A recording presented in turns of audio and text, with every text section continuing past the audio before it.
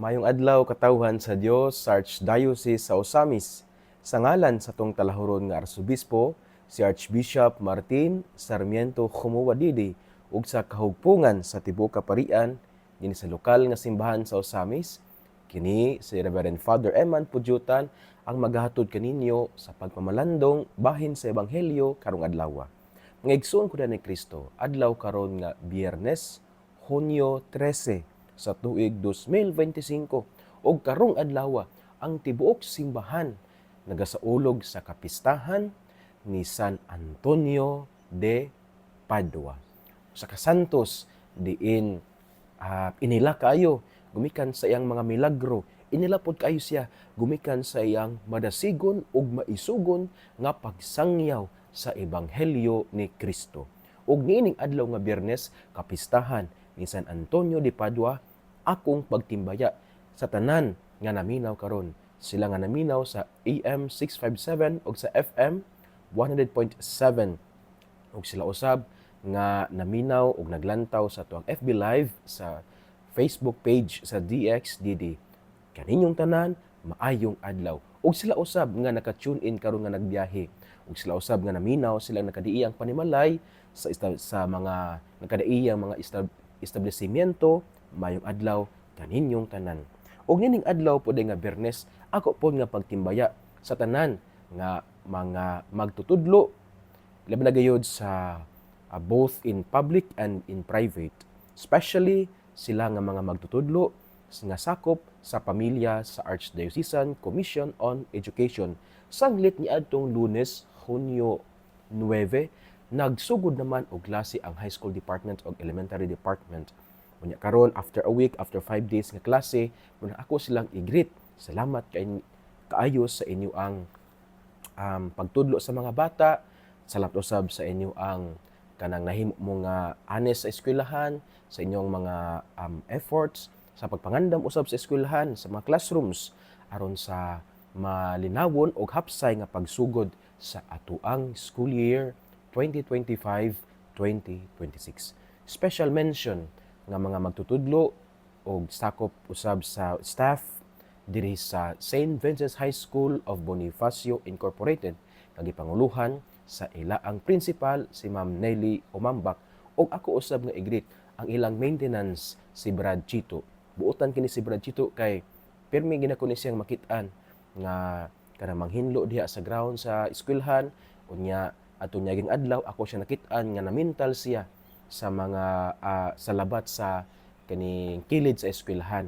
Unya manglimpyo po ni siya mo nga ka Brad Chito, mayong adlaw kanimo.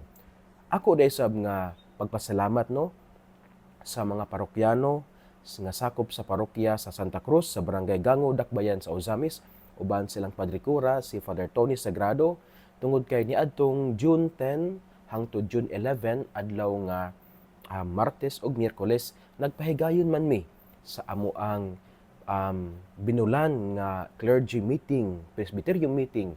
Unya ang venue mao ang parokya sa Balaan nga Cruz sa Barangay Gango, Dakbayan sa Osamis. Busa, salamat kayo no, ilabi na sa inyong Padre Cura, Father Tony Sagrado, sa mainiton, hapsay. Salamat kayo sa pagpangandam usab, ug salamat usab sa mga pagkaon nga inyong giandam. Nahimong magbalampuson ang amuang presbyterium meeting, gubikan usab sa inyong ang tabang. Busa, daghan yun kaayong salamat. Ako day usab nga congratulations sa pundok sa kumpanya o sa grupo sa Great Caesar Productions tungod kay niadtong adlaw usab nga Martes sa may alas 5 sa hapon didto kami uban ng mga kaparian, mga principals, mga nagtrabaho sa atuang Prime Star Bookstore o sa Memorial Gardens. Didto kami sa Archbishop's House sa Covered Court nga naglantaw mi sa salida nga In Thy Name. Ya kani nga salida was produced by the Great Caesar Productions. Yan, nindot kayo ang pagka-portray sa salida. Nindot kayo ang mensahe sa salida. Tungkol kay kani siya, based on true story man siya. Istorya sa kinabuhi ni Father Ruel Gallardo, o sa ka-Claretian missionary father na gimartir, gipatay siya niadtong gubat sa Basilan, kung ako na sa tuig 2000 1 or 2002, 2001 or 2002, ana nga mga tuig. So nahimo siyang martir didto sa Basilan. Ipatay siya. He was killed because he stood in his faith. Unya iya yung wala gid niya gibiyaan ang katolikong pagtuo. Gani sa salida na portray dito nga samtang kay they were abducted man kay tungod kay siya usa man siya ka director sa eskwelahan sa Tumahubong. Unya gi-kidnap sila. They were abducted uban sa mga learners, mga pupils o sa mga teachers. Unya matud sa salida, gi-portray sa salida, and it was also confirmed by one of the survivors sa maong kidnapping nga during sa captivity, no, si Father Ruel wala gyud siya nag-undang og sa ulog sa misa. Well, kita makaingon nga wala sa investment, yes wala, pero ang iyabang kanibitang love sa santos nga misa, ang iyabitang love sa body of Christ, wala gid nakapapugong kaniya ang lisod nga sitwasyon. Even though they were in captivity, they were abducted by the Abu Sayyaf, no, led by Janjalani and Abu Sabaya, but this kind of situation, difficult situation, did not stop Father Ruel Gallardo to celebrate the Holy Mass. From celebrating the Holy Mass, munang indot kayo siya nga salida. Unya hinaot nga kung kini siya ipagawas kini siya sa matag diniriba kaha or matag parokya, nindot nga ato kining lantawon kay nindot gid kay sa nga salida. Dili lang siya nakisgot sa kinabuhi na Father Ruel, but it narrates to us kada bitaw unsa kanindot ang katolikong pagtuo, unsa kanindot nga atong barugan ug ampingan ang katolikong pagtuo, and nindot kay siya tungod kay naghatag siya natong pagtulun-an nga kung ang usa ka tawo mahigugma sa santos nga misa, bisan ang hadlok nga sitwasyon dili makahatag kaniya og kahadlok. Muna nga ato ning suportahan pohon kung ipagawas kani siya na may move nga kani siya ato ang ipagawas ipasalida nya ato kini suportahan mulantaw katani ini tungod kay grabe kayo kanindot. It talks about the beauty of our faith, martyrdom, the love of the Eucharist, onya brotherhood. Nindot kay siya nya kaning salida. Kung mulantaw tag mga salida nga worldly, for example, Batman, mga Avengers, mulantaw ta sa mga salida sa Marvels, mulantaw tag salida mga love story nga kaingon ta nga although based on reality pero fruit of imagination, how much more kani nga salida nga In Thy Name. It talks about our Catholic faith, the life of Father Ruel Gallardo that portrays how beautiful if we would stand sa ato ang katolikong pagtuo. So, mo na siya, indanin mo lang. Salamat kayo sa Great Caesar Production, nga gipanguluhan sa Siocon, sa kaning mayor sa munisipalidad sa Siocon, sa Zamboanga del Norte, si Mayor Cesar Soriano. Kauban pod sa mga staff. Nindot kayo ang maong salida. Higso na ko po nga i-greet, no?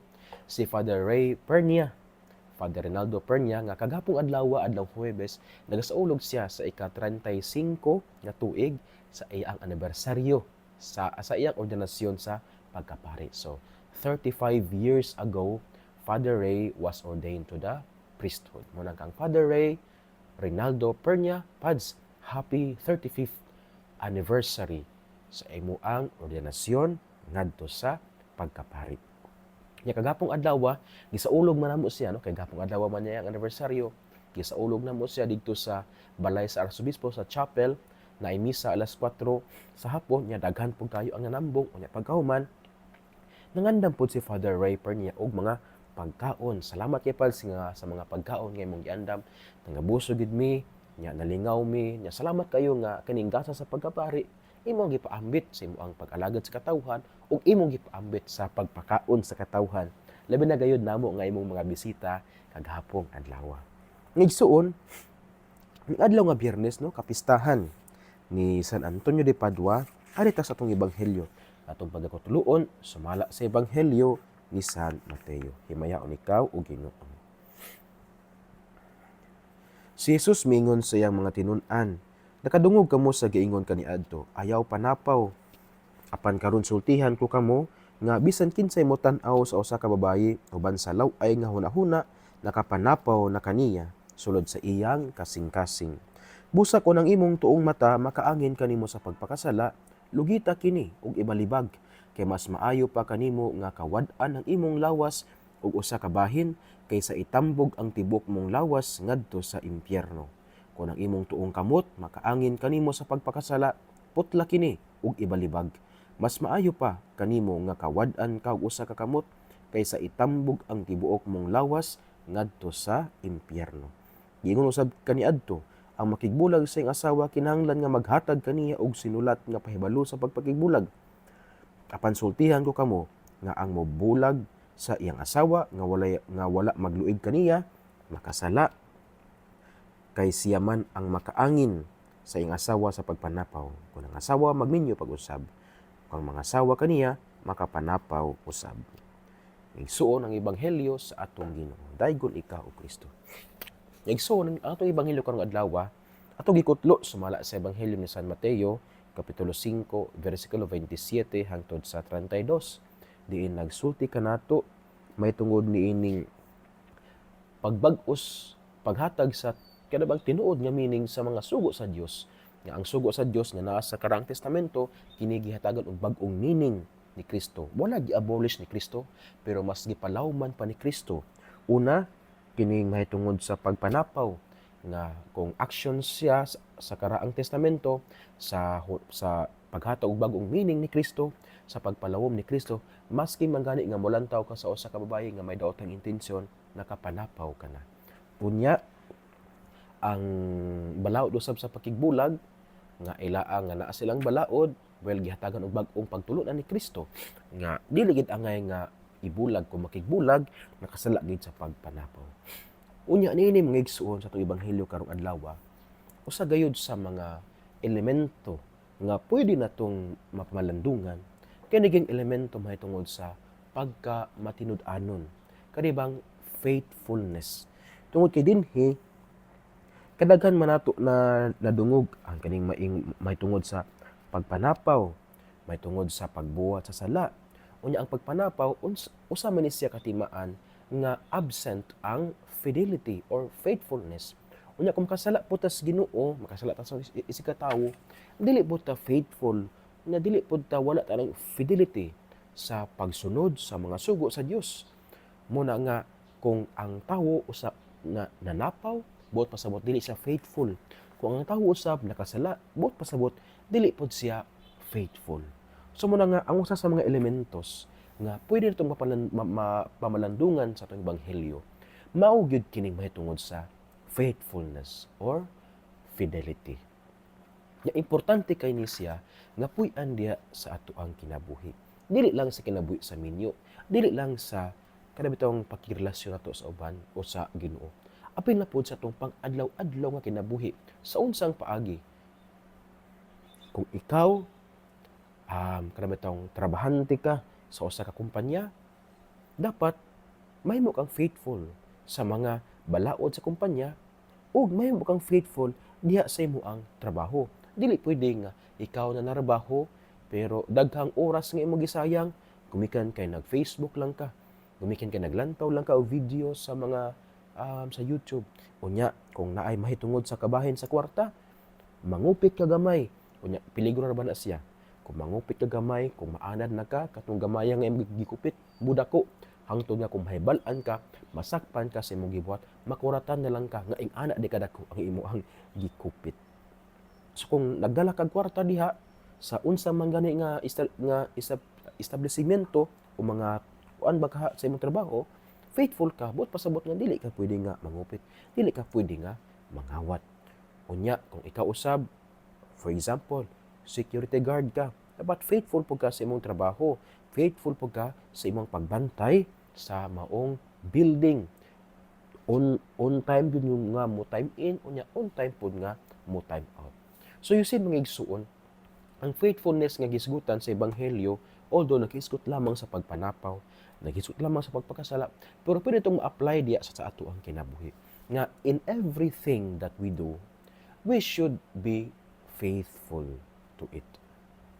And everything that we will be doing, dapat kita, ang ato ang disposition would be faithfulness. So kung ikaw estudyante, dapat faithful ka sa imo ang pagka-estudyante. Magtuon gid ka. Unya, dili magsigi og laag.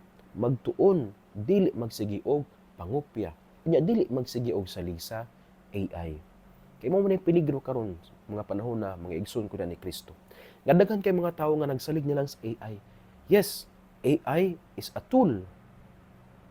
Buot pasabot nga instrumento siya aron ato makabot ang unsay natong gusto nga mahibalan, labi na sa field sa academics, sa research, pwede na siya magamit as a tool, but not as a Lord.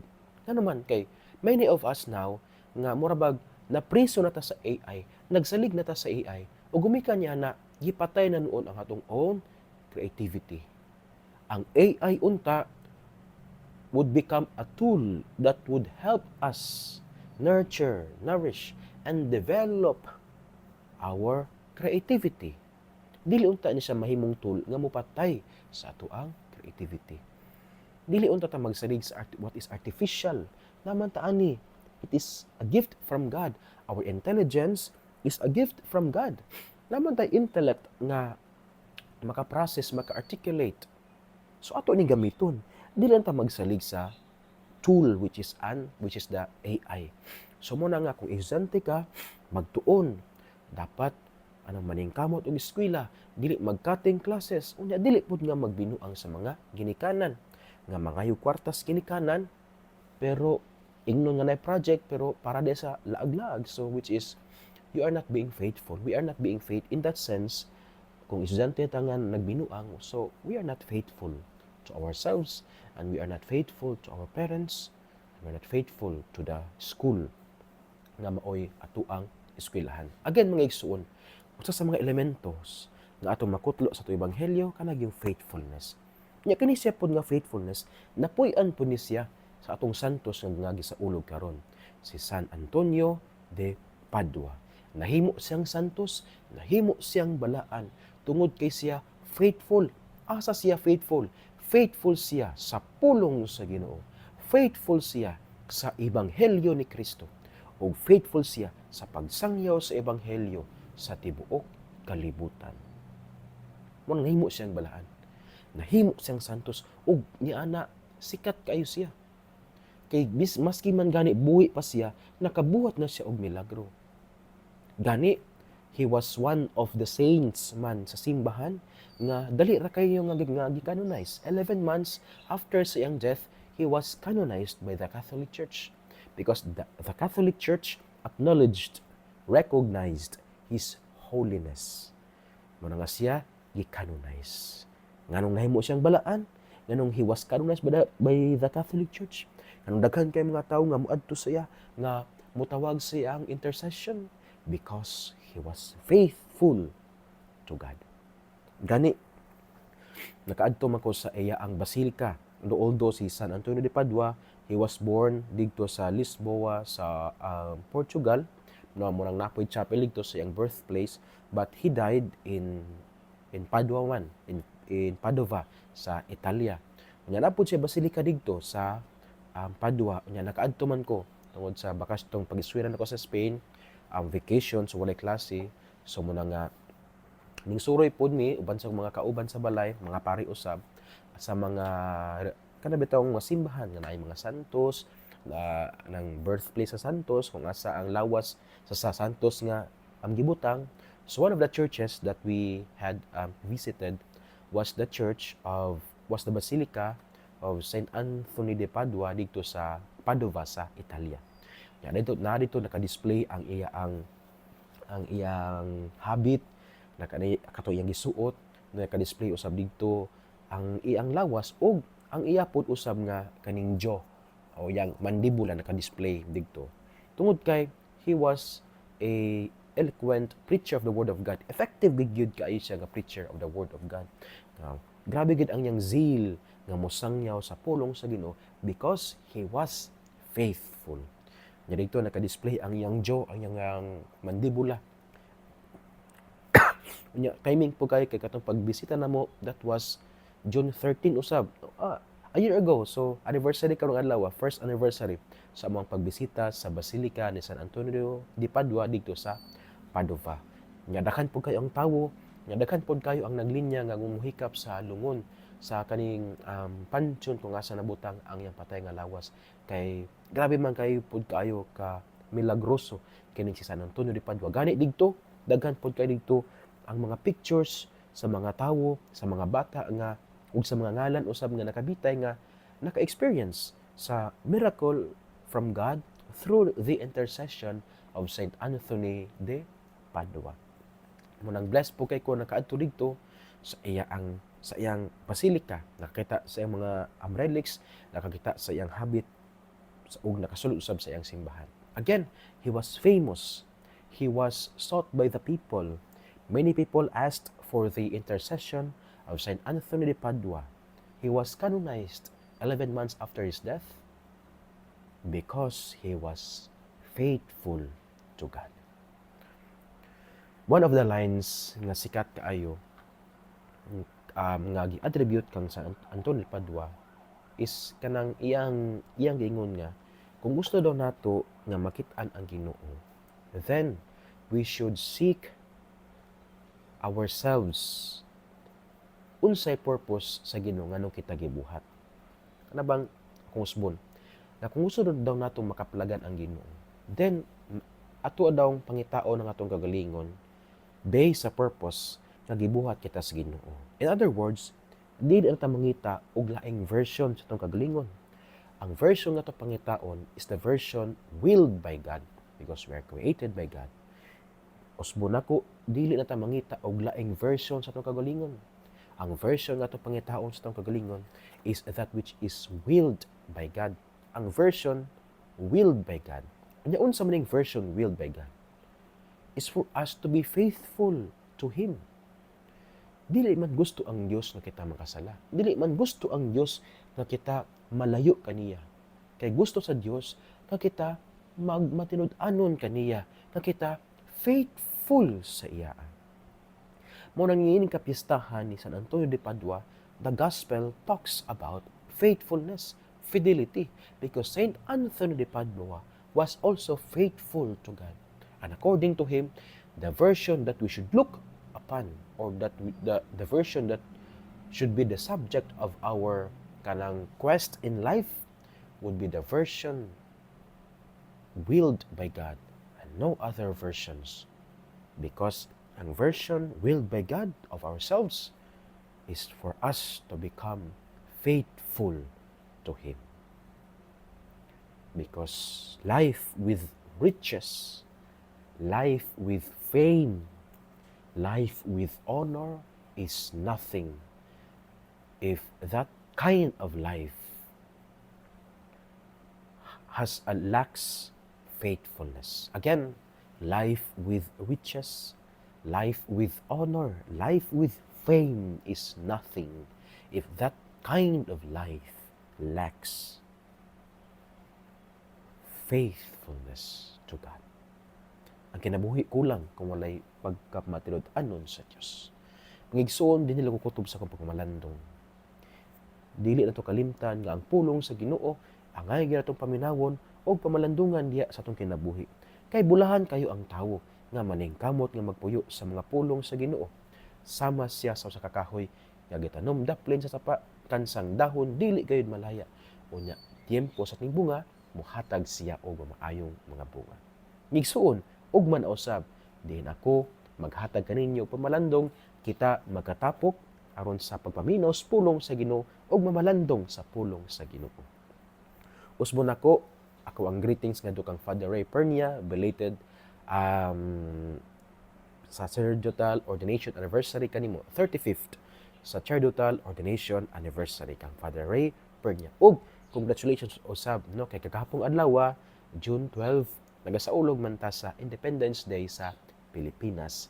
No, nga nakadawat kita sa araw ng kalayaan sa kagawasan. Ug hinaut unta nga kining pagsaulog nato sa Independence Day sa Pilipinas, makatag nato og kanabitawng inspiration o kanabang strength, courage nga ato pong kanabitawng higugmaon gayud ang ato ang nasod. ngigsuon uban sa pangliya sa tong mahal nga inahan kag isangpit natong mga misamiston nga birhen sa kota. Ang Dios unta magapanalangin kaninyo kanunay sa ngalan sa Amahan ug sa Anak ug sa Espiritu Santo. Amen. Mag-adlaw, mag-amping ug Dios li siyempre bendiga.